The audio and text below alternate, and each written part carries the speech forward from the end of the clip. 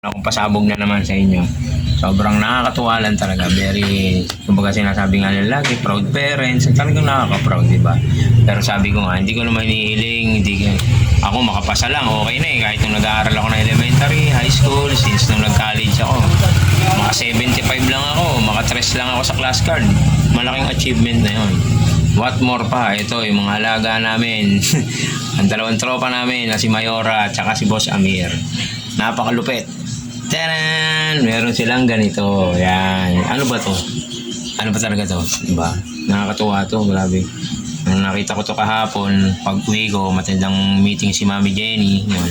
Buti nga ngayon, hindi sila nagkasabay. Actually, pag nagkakasabay yun, napapa-absent si Kuya Brian. Pero ngayon, si Boss Amir Friday, binigay ang kanilang certification. Si Mayora naman is Saturday kahapon. Ito, may malupitan silang award. Ito muna kay Mayora. Charan! Wow, lupit oh. Ayan oh.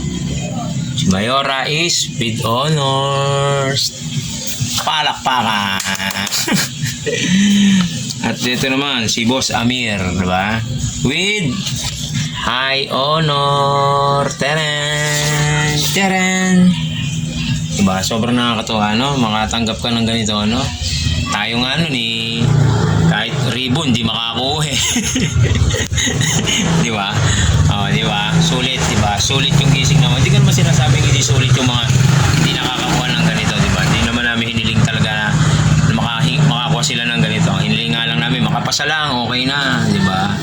Eh, talagang mahuhusay, wala tayong mawagawa ron, di ba? Di ba? Eh, talagang nakakatuwa, no? Kaya kayo ha, magsipag din kayo mag-aral para makatanggap kayo ng ganito. With honors or with high honor, di ba? Ano guys ha, lupitan nyo rin ha.